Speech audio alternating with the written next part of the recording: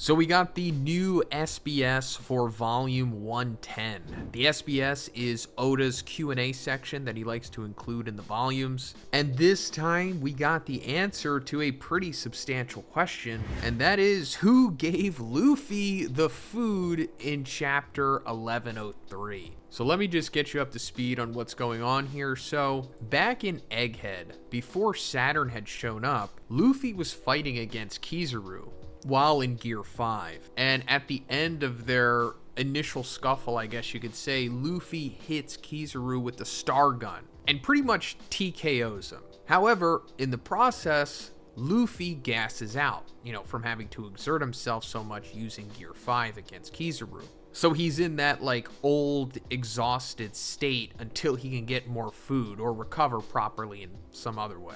And at that point, Saturn had just shown up on Egghead and all chaos was breaking loose. So there wasn't really an easy way to get Luffy food at that point. And on top of everything else, Saturn had Bonnie and was about to kill her. And then as that's happening, suddenly food magically appears in front of Luffy and he just consumes all of it. Funny enough though, it's not even Luffy who winds up saving Bonnie in this sequence. It's actually Pseudo Kuma who helps her out because, it's like her dad and it went into the theme of what was going on at the time. But Luffy does come back and wreck both Saturn and Kizaru. But anyway, it had the community questioning who gave Luffy the food.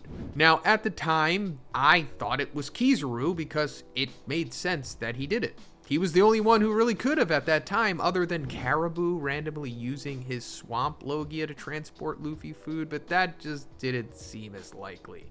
But that brings us to the question that Oda was asked here, which was, in chapter 1103, Luffy was so hungry and cannot move, but in chapter 1106, he became full. Who was it that gave Luffy food? And Oda said, in chapter 1103, Luffy started to wolf down food. When Luffy said food, who was it that responded? Was it Sanji or Frankie who was present near him? Kizaru and Sentomaru were also there. Whoever did it never got exposed, it seems. That action seemed to be done in the speed of light, that even the naked eye can't see it. I don't know who did it. The speed of light. So, yeah, obviously Oda is telling us that it was Kizaru who did it since he has the light Logia and can allegedly move at the speed of light. I'm not going to go into if he does or doesn't or why he only does that sometimes and why he doesn't do it all the time. It doesn't really matter. However, it was Kizaru who helped Luffy here, moving allegedly at the speed of light so fast that Saturn couldn't even see him because Saturn was like, who gave him food? So I think this is great. And let me also explain why Kizaru even gave Luffy the food in the first place, and it's because he wanted him to save Bonnie. I guess Kizaru kind of sees Bonnie as his niece because of their time spent together with Kuma and Vegapunk and Sentomaru. And throughout this arc, we've seen Kizaru being conflicted. His whole thing was being a cog in the machine of justice, kind of just going along with it, keeping his mouth closed, just following orders. But now that his closest friends are brought into the picture here, and he's tasked with killing all of them in this arc, and he actually even successfully winds up killing Vegapunk himself, or leads to his death. I guess it was Saturn who killed him, but he still stabbed him. And I guess one of his initial breaking points was when he saw Bonnie about to be killed by Saturn. He was like, well, I can't save her myself because then Saturn's gonna see what I've done. And I can't kill Saturn because he's a freaking immortal Gorosei guy. So my best course of action here is to give food to Luffy, who I know is stronger than me. He'll recover and then save Bonnie. And I could do it fast enough without anybody realizing it was me. So that in combination with Kizaru's big crash out at the end of the arc where he scream cries at Akainu for what he had to do at Egghead. This all leads to, what we've been talking about for a while now, Kizaru's big face turn. But not only him, but I think all of the original 3 admirals will all have face turns. So next up, we have some more surprising info, and that's the backstory of the 2 new admirals, Fujitora and Green Bull. So a reader asked, please tell us the former occupations of Fujitora and Ryokuyu before they became Marine Admirals. And Oda said, all right, Just as they became the ones in charge for the defense of affiliated nations to the world government through the system called the World Military Draft. These two were handpicked by the Marines. Ryokuyu Aramaki hails from the South Blue. He was a police officer from the Taya Kingdom and caused a great incident involving a woman and got thrown into prison. His reputation of possessing extraordinary strength reached the government. He got drafted into the Marines and immediately got a special promotion to Admiral. Oh, all right, not what I expected, but to be honest, considering that the world was already established so much by the time these guys got introduced, it kind of had to be weird and ambiguous like this because there would be no other excuse to introduce individuals that are as strong as admirals that no one ever knew about before, you know what I mean? Because it says that Green Bull was known for his strength. So he was just some like admiral level guy chilling out in the Taya Kingdom in the South Blue, and he had the Forest Logia?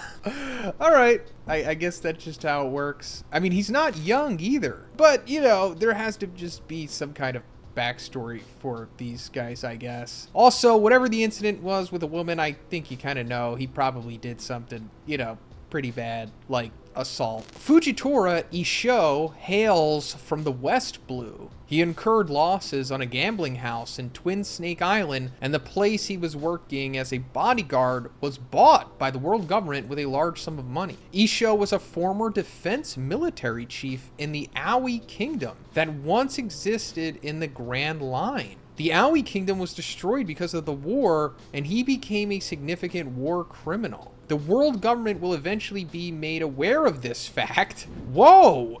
They don't even know this yet?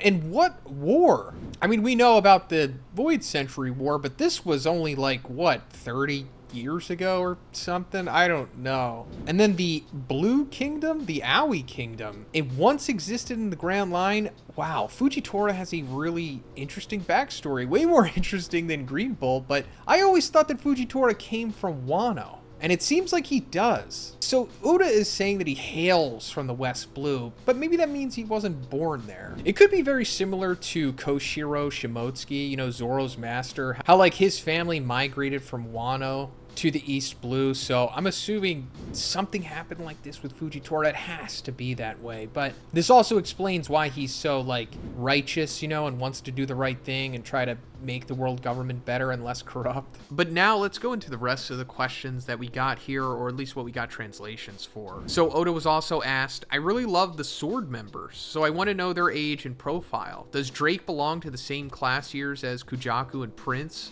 And Oda said, it's difficult to point out what exactly you want to know about their profile, but I can give you their ages and heights. For more detailed information, it's written on the Beaver card, One Piece Visual Dictionary. I won't say something mean as, I want you to buy those, so I won't write it here on the SBS, but physically speaking, the information written there is much better. Don't get me wrong, since you've asked for it, I will answer. Here you go. Drake is 33, and he's 233 centimeters tall. That is 7'6", which is pretty tall, but this is One Piece.